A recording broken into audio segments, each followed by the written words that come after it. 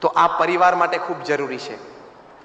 ત્રીજી વાત, કંઈક નાની મોટી સમાજ સેવાનો પણ શુભ સંકલ્પ કરજો, તમને આનંદ આવશે. અમેરિકાના એક રિસર્ચ પ્રમાણે તમે અઠવાડિયે 2 કલાક પણ નિસ્વાર્થ ભાવે કોઈ સમાજ સેવા કરો, જે પણ તમને ગમે, કોઈને અનાથ આશ્રમ, કોઈને બાલાશ્રમ, કોઈને કોઈ શિક્ષણની પ્રવૃત્તિ, કોઈને કોઈ મેડિકલ પ્રવૃત્તિ, જે પણ તમને ગમે, પણ ત્યાં અઠવાડિયે 2 કલાક આપજો. ત્યાં તો રિસર્ચમાં એવી ખબર પડી કે તમને કદાચ કોઈ સમાજ સેવાની પ્રવૃત્તિ ના મળે ને તો બાજુમાં કોઈ હોસ્પિટલ હોય ને ત્યાં જઈને કચરો વાળી આવજો 1 કલાક. એના શારીરિક લાભ છે, માનસિક લાભ છે અને આંતરિક લાભ છે. સ્ટ્રેસ, તણાવ ઓછો થાય છે, થાક ઓછો થાય છે, કુવિચારો ઓછા આવે છે, સદવિચાર, સદપ્રવૃત્તિ, સદભાવના એ વધે છે. આ બધું સાયન્ટિફિકલી પ્રૂવ છે. હું ખાલી શ્રદ્ધાથી વાત તમને કરું છું એવું નથી. I am also man of science. એટલે હું તમને વિજ્ઞાન અને લોજિકથી પણ વાત કરીશ, અને મેન ઓફ સાયન્સની સાથે મેન ઓફ સ્પિરિચ્યુઆલિટી પણ છું, એટલે શ્રદ્ધા અને વિશ્વાસથી પણ વાત કરીશ. I put a combination of logic, science, faith. તો આ પ્રૂવ થયેલું છે કે તમને સમાજ સેવાથી આનંદ છે, અને સમાજ સેવકો હોય એના ચહેરા ઉપર તમે આનંદ. આજે સવારે જ એક બહુ રાષ્ટ્રીય કક્ષાના, રાષ્ટ્રીય દરજ્જાના એક સમાજ સેવક એ ત્યાં બરોડામાં અમારા મંદિરે આવેલા. પછી અમે બેઠા ને લગભગ 20-25 મિનિટ અમારે સાહજિક બધી વાર્તાલાપ થયો. બહુ જ મોટી સંસ્થા, પણ હું તમને હૃદયપૂર્વક કહું કે એના ચહેરા ઉપર જે સાત્વિકતા હતી, એમના ચહેરા ઉપર જે આનંદ હતો, એ વેસ્ટ વોટર મેનેજમેન્ટમાં પીએચડી થયેલા છે, મોટી કંપનીના માલિક, પણ એ બધું એમના નાના ભાઈને આપી દીધું કે મેં 50 વર્ષ ઘણું કર્યું, હવે છોકરા કરશે, નાનો ભાઈ કરશે, એમ કરીને સોંપી દીધું. ફૂલ ટાઈમ સમાજ સેવા. પણ I tell you from my heart, મારા હૃદયથી હું તમને કહું અત્યારે કે મારી હૃદયની વખતે કબૂલાત હતી કે એમના ચહેરા ઉપર જે આનંદ હતો, જે સાત્વિકતા હતી, યુ ફીલ કે ધીસ ઇઝ લાઈફ, આ જીવન છે. તો એવો એક શુભ સંકલ્પ કરજો કે કંઈક નાની મોટી સમાજ સેવા કરવી છે, તો એનાથી પણ તમને જીવનમાં ખૂબ આનંદ આવશે. અને છેલ્લી વાત, હવે આપણે 10 મિનિટમાં પૂરું કરીએ.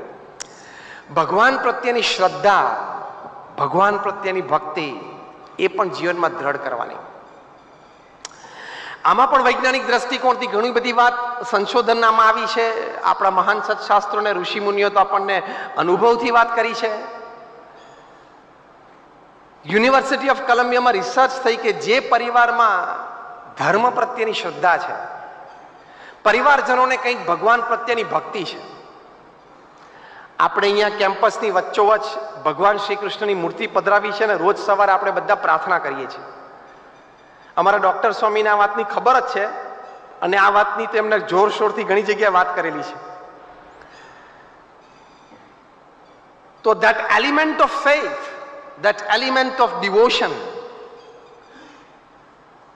એક મનુષ્ય તરીકે આપણામાં હોવું જોઈએ. નહીં તો મનુષ્ય અને પશુમાં કોઈ ફરક નથી. પશુ પણ સવારે ઉઠીને ખાઈ પીવે છે, હરે ફરે છે, બચ્ચા પેદા કરે છે, બચ્ચા મોટા કરે છે. તમે તમારા છોકરાઓને ભણાવો છો, અને સિંહણ પણ જંગલમાં એના બચ્ચાને હન્ટિંગ શીખવાડે છે. એ પણ એટલું જ કપરું કામ છે, સહેલું નથી. એટલે બધું પશુઓ પણ કરે છે. પશુમાં અને માણસમાં ફેર શું? ધર્મ અને ભક્તિ એ પશુ અને માણસમાં ફેર છે. પ્રમુખ સ્વામી મહારાજ આ વાત કરતા કે ધર્મ અને ભક્તિ જો મનુષ્યના હૃદયમાં ના હોય તો એ પશુ જેવો જ છે. કારણ કે પછી તમે ખાઓ પીવો, હરો ફરો, આનંદ કરો, મોજ મજાક કરો, પરિવાર ચલાવો, બચ્ચા મોટા કરો, અને પછી ટાઈમ આવે એટલે આગ બંધ થઈ જાય, કાર્યક્રમ પૂરો. પશુ જેવું જીવન. It is animal life, dog life, donkey life, cat life, simple.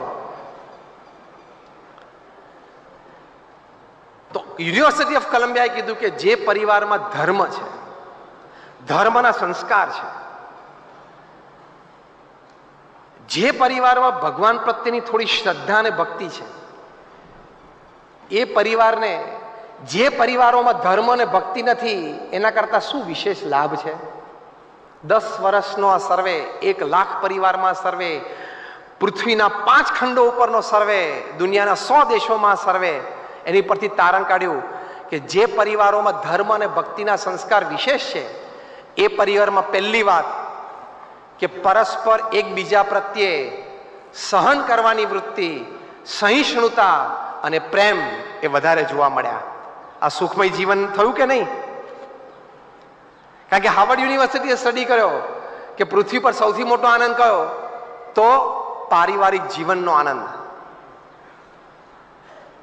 બીજી વાત કરી કે જે પરિવારોમાં ધર્મ અને ભક્તિ છે, પરિવારને બીજો શું લાભ છે કે એ લોકોના બાળકોના એકેડેમિક રિઝલ્ટ્સ, એટલે શૈક્ષણિક પરિણામો જે પરિવારમાં ધર્મ અને ભક્તિ નથી એના બાળકો કરતા સારા દેખાણા. ત્રીજું કીધું કે ધર્મ અને ભક્તિ જેના પરિવારમાં હોય એ પરિવારોના બાળકોમાં સ્કૂલની ફરિયાદો ઓછી આવે છે.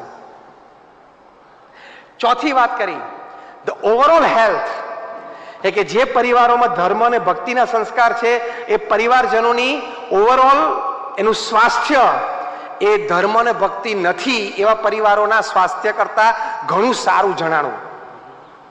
તો આ બધું સુખમય જીવન માટે નથી આવતું? ધર્મ અને ભક્તિના સંસ્કારથી તમારા બાળકોનો અભ્યાસ જો સારો થતો હોય, તમારા બાળકોની ફરિયાદો ઓછી આવતી હોય, તમારું બધાનું પરિવારમાં બધા જ પરિવારજનોનું સ્વાસ્થ્ય સારું રહેતું હોય, તમારા પરિવાર વચ્ચે ટોલરન્સ, એક્સેપ્ટન્સ, એડજસ્ટમેન્ટ એટલે કે સહિષ્ણુતા, પ્રેમ, લાગણી, સહન કરવું એ વધી જતું હોય તો એ સુખમય જીવન યાત્રા નથી? યસ ઓર નો? એ સુખમય જીવન યાત્રા છે. તો આ સાયન્ટિફિકલી સર્વેથી પ્રૂવ થયેલું છે. પણ આપણે ઘણી વખત કેવું છે કે અમે સંતો કહીએ તમને ઓછું મનાય, પણ એની એ જ વાત પાછી પશ્ચિમમાંથી રિસર્ચ થઈને આવે ને તો કે હવે બરોબર. આપણે કહીએ ને કે યોગ કરો તો યોગ ના કરે, પણ એ યોગ અમેરિકા જાય, યોગ વાયોજી યોગની પાછળ બિગ ઇન્ફ્લેટેડ અમેરિકન એ લાગે યોગા, અને પાછું આવે ને એટલે કે હવે કરું. આપણી માનસિકતા એવી છે. પણ આ હકીકત છે. એક છેલ્લો પ્રસંગ કહીને પૂરું કરું. જો આ ભગવાન પ્રત્યેની શ્રદ્ધા અને ભક્તિ તમને પ્રેક્ટિકલી શું લાભ આપે છે? Let us talk practical. આપણે થિયરીની વાતો નથી કરવી. રોજિંદા જીવનમાં મિનિટ ટુ મિનિટ તમને શું લાભ થાય છે? તો સૌથી મોટો લાભ એ છે કે કપરી પરિસ્થિતિ, પ્રતિકૂળ સંજોગોમાં તમને આ વાત સ્થિરતા આપશે, બે બાકડા થતા બચાવશે, સ્ટ્રેસ લેવલ તમારો ઓછો કરશે અને તમને આપઘાતમાંથી પણ બચાવશે. બહુ મોટા સાયકેટ્રિસ્ટ હતા કાર્લ યંગ, એમણે લખ્યું છે કે મેં 60 વર્ષ સુધી સાયકેટ્રિસ્ટની પ્રેક્ટિસ કરી. એટલે સાયકેટ્રિસ્ટ એટલે ગાંડા, સાયકેટ્રિક ગાંડાની ટ્રીટમેન્ટ કરીએ. કેટલા વર્ષ? 60 વર્ષ આંતરરાષ્ટ્રીય કક્ષાએ. અને સાયકેટ્રી વિભાગના પિતામહ કહેવાય કાર્લ યંગ. એમણે કહ્યું કે મેં 60 વર્ષ સુધી ગાંડાઓની ટ્રીટમેન્ટ કરી છે એને સાજા કરવા માટે. હવે વાક્ય સાંભળજો. ડોક્ટર કાર્લ યંગે કહ્યું કે 60 વર્ષ મેં ગાંડાઓની ટ્રીટમેન્ટ કરી, પણ એક પણ પેશન્ટ મારી પાસે એવો નહોતો કે જે ભગવાનમાં એને શ્રદ્ધા અને ભક્તિ હતી અને મારી ટ્રીટમેન્ટની જરૂર પડી હોય. સ્થિરતા